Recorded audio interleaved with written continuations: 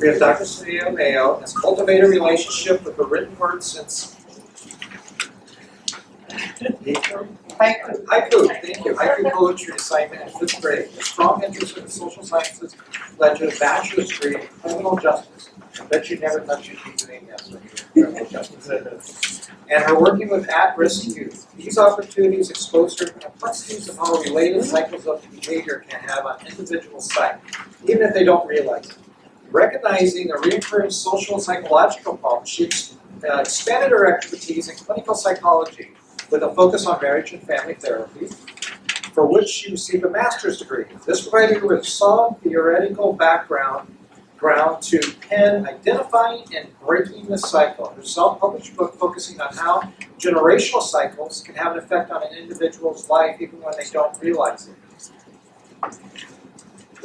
She recently completed a book titled Transition of a Butterfly and is currently shopping her manuscript around as well as her screenplay, Misled. She is a psychotherapist, motivational speaker, author, and screenwriter.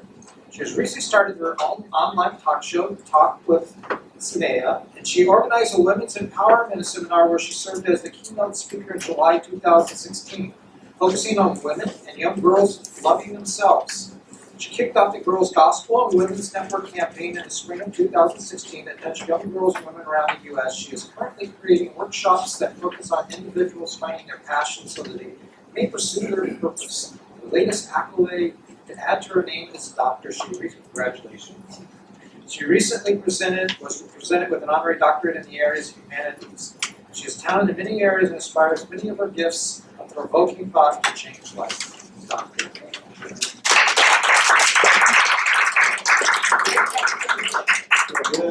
So I gave you that, wanted you guys to have the piece of paper and pencil because I want you guys to write down 3 to 5 things that you are passionate about. So I'm going to start. So I want to ask you guys a question. How many people have ever asked the question, why am I created or why am I here? By a show of hands. Now I want to ask you the question, how many people can actually answer that question, why they were created? So usually when I often ask the question about, I've asked a lot of people this question, they always give me their job title or their role. So they'll say mother, father, sister, CEO, social worker, or their job description. That kind of ties in, but that has nothing to do with your purpose. It's not your purpose. I want to share some stories with you that I went through as a kid. When I was a kid, I've always been the go-to person. I always gave advice. People always came to me and told me about their problems. Even now, I could be in the grocery store and someone will tell me their whole life story. And I'm like, do I have therapist written over my forehead? Because it happens all the time. In the 6th grade, I got into a physical altercation with the girl. And we had a group of maybe 10 of us. We were all friends. And she ended up telling the principal that they didn't speak to her because I told them not to. Now, at 12 years old, I'm sitting in that meeting and I'm thinking to myself, I've never told any of my friends not to speak to her. But that was a defining moment for me. I realized that I was a leader. Because even though I did not tell my friends not to speak to this other friend, they were doing it without me saying so. Another defining moment for me was when I was 10, the haiku poem. My 5th grade teacher, she had us do an assignment. Now, after she had us do that assignment, I fell in love with writing and poetry. Poetry is my first love. It served a purpose because 2 years later, I lost my brother, my only brother. He died in a tragic accident. And my family, my parents, they really didn't know how to deal with it. They didn't know to go get us counseling and different things like that. So how do you think I coped? Word about it. Writing. And that became my outlet. At 12 years old, I didn't even know that was a coping skill. But I would journal and I would write because I didn't have anyone to write or talk to or tell how I was feeling. So that was what I did. And then at 12, I don't know why a lot of stuff happens at 12, but it happened at 12. I was with my 2 older sisters, and they're 2 and 3 years older than me. And they wanted to go hang out with their boyfriends. So we get there, and I see all these different guys. And they're teenagers, and they're adults. And I'm like, I don't want to be in here. This seems like a bad situation. I want to go. So my sisters are like, if you go home, then Mom will ask where we're at. And I'm like, okay, that's fine. I won't tell on you, but I'm not staying here. Something bad is going to happen. We could either get raped are molested. So my older sisters, they wanted to be with their boyfriends. They didn't listen to me. Now, at the time we stayed in San Bernardino, it was just as bad as it is now. And it was nighttime, and I did not want to walk home by myself. But I wasn't going to stay there either. So I took the chances of walking home by myself. My sisters came home later that night. They wanted to go back the next day. I said, I'm not going. So I had a friend that was like 2 or 3 years older than me. She was my sister's age. Why she hung with me, I don't know. And they offered her to go with them. I said, don't go with them because something bad is going to happen. They won't listen to me. Do not go with them. They decide to go off anyways. My sister comes back hours later crying to my mom, says she was raped. Now, at 12 years old, when she came in crying, my response was, that's what you get.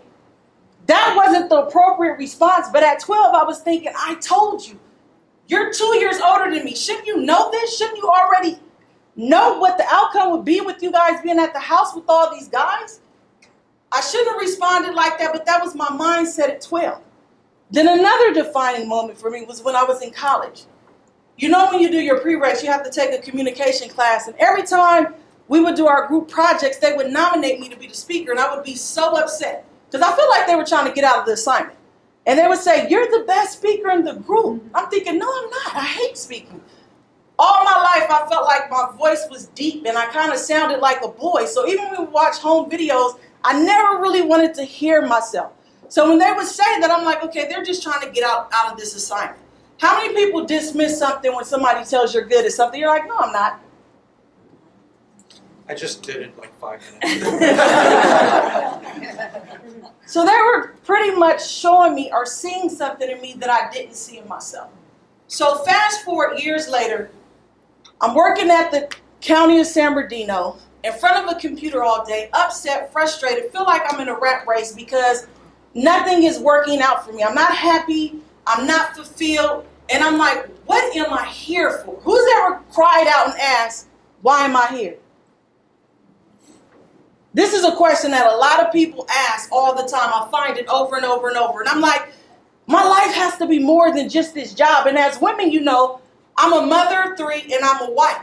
So my life had become, I'm either their mother or his wife. That was my identity. Who is Saniyyah outside of these 2 roles?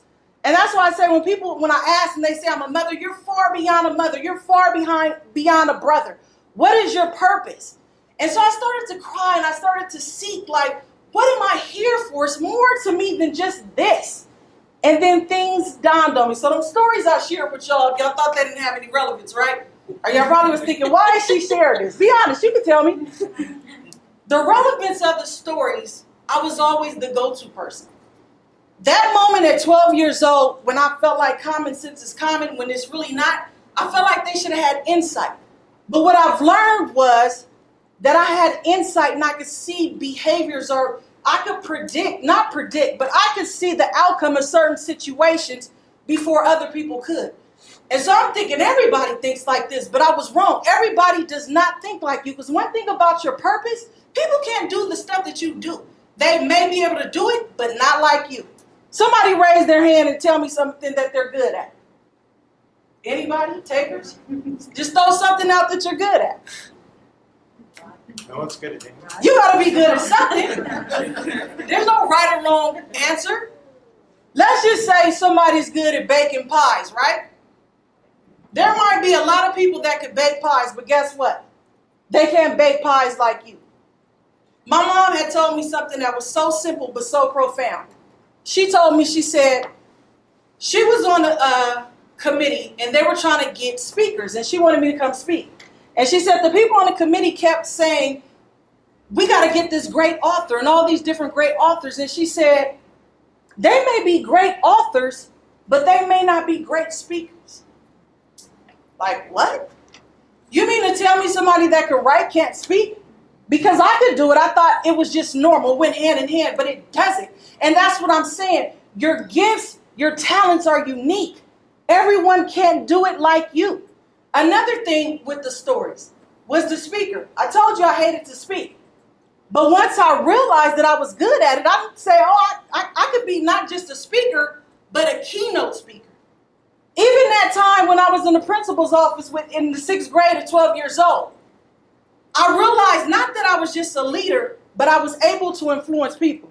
See, all leaders don't have the ability to influence. I'm going to give you a prime example. You might see someone, they may be eccentric, awkward, whatever. They may dress different. They're a leader because they don't do anything that everybody else does. But they don't have the influence to make people follow them. So when I got that, I'm like, okay, it started to make sense. And I started to see my passions because guess what? Your passion pushes your purpose. So the things that we minimize and we think, oh, it's nothing. Because all my life, when people told me I was a good speaker, I was an advice giver and all these different things, I didn't see it. I didn't see how it could go into my purpose. I just thought it was something I was good at and everybody could do it. But everybody couldn't do it. So then when I started to see how my passion played out into my purpose, I had to change my mindset. Who has negative people around them? We don't like to admit it, but we do. I had to change my mindset because let me tell you something about me. I was a high school dropout. My husband and I had our first kid at 16. And so everybody expected Saniyyah to be another statistic. I was supposed to be on welfare. We were not supposed to be celebrating 18 years of marriage this year because people counted me out. And we all know when people count you out sometimes, especially when it's from your loved ones, you begin to believe what they speak. You take it on as it's your own thoughts, but in reality, it's something that's spoken into you, now you're believing. So I had to break away from my cultural and family norms. I had to get away from some people. Because let me tell you, when you start to find your purpose, everybody's not going to like it, they're not going to agree with it, and they're not going to want you to do it. Let me ask you guys a question. How many people in here, if you told your family, I'm moving to Afghanistan, there's some work for me out there I got to do, how many people would family would be on board? They would think you're crazy, right? But just because they think you're crazy doesn't mean that's not your purpose. And that's what they were saying. You're going to speak? You're going to write? No, you're not. So I had to get away from those people. I had to break it off. I had to change my mindset and break those cycles. So then when I began to walk in my purpose, guess what I found out? It wasn't about me. I went to school, got degrees, got all this knowledge, and you mean to tell me my purpose is not about me? See, our purpose is far beyond us. My purpose is to provoke thought to ultimately change the behaviors of people. What is the point of me having a degree and all this knowledge to not help nobody and keep it to myself? Because we're selfish. It's I went to school. I got a degree. I got this knowledge. Okay, so what are you going to do with it? You need to give it out. It's getting in, but now you need to push it out. And I had to learn that it wasn't about me. I couldn't be self-centered. And so now I'm going out and giving it to people and speaking and doing different things because even in my writing, it's going to be entertaining, but I'm going to make you think because I want to provoke thought because I feel like the only way a person can ever change is if they change up here first. You can never accomplish anything unless you accomplish it in your mind first. I don't care what it is. You have to change your mindset and tackle it here. So I had to change those things. So you guys wrote down your 3 to 5 passions, right? Can somebody now tell me something they're good at? No? Okay, I'm good at making people laugh when they're sad. You're good at making people. You know how big that is? I'm not humorous.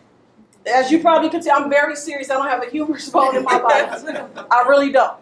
And you may be the person that walks in a room where there's tension and bring joy. And that's what I'm saying. But, you know, sometimes we think, oh, that's so little, but it's big because somebody needs that. You don't know. This is the thing. We don't know what somebody's going through outside of the workplace. And sometimes we all know that the workplace can be like high school. I know y'all ain't exempt because it's everywhere. So somebody may need that. Somebody else tell me something they're good at. I'm good at encouraging others. Encouraging others. And see, when people are down, we always need an uplift. But see, let me tell you something about her. Because she's the encourager, she's always encouraging other people. And people fail to realize that she's human. Because that's me. Oh, you're strong. No, I need to be encouraged sometimes too. But my point is, everybody has something to offer, but it's not about you. It goes beyond you. I was talking to a friend the other day, and she said, well, Saniyyah, what's wrong with somebody saying them being a mom is their purpose? I said, that's fine, them being a mom is their purpose, but what are they putting into their children? See, our purpose should be generation to generation to generation. It should outlive us. So when you leave, somebody should be able to say, do you remember what's your name? Keisha, how she encouraged. It should go on and on and on. It shouldn't die with you. Because let me tell you something. We all think we're going to live forever, right? No. So we all have an enter and exit date, right? Oh, yeah. So what you do here while you're here, it matters. Right? Right, yes. So how are we impacting others? Because when I leave, I don't want people saying negative stuff about me. They might anyways, because, you know, there might be a few people that don't have something good to say. But I want to leave behind a legacy that goes years beyond me, that helps people through my books, through my writings. Right now I'm working on a screenplay where I just finished the screenplay, Misled. And it talks about human trafficking and how 3 different girls are misled in different ways. Because I'm trying to connect with that generation so they can see something to provoke thought. Because when I have people hear me or see what I write, I want them to change something. Every time I get in front of people, I'm nervous. I'm nervous now. But imagine if I said, I don't like the way I sound. My voice is too deep. I kind of sound like a boy and I didn't speak to people. Where would that leave other people without the information? So you got to step outside of yourself. So I'm going to close and I want to leave you guys with this. If you guys were on your way to London with no blueprint, no directions, or no roadmap, how would you get to London? Keep swimming east. How would you get there?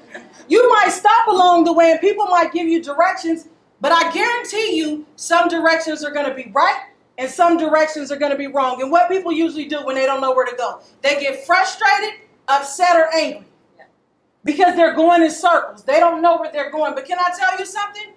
Walking through life without knowing your purpose is equivalent to going to London without a roadmap. So I'm going to close out. Thank you guys for having me. I didn't bring any books, but here is my business cards if you guys want to order some from my website. You guys be blessed. Thanks. Thank you.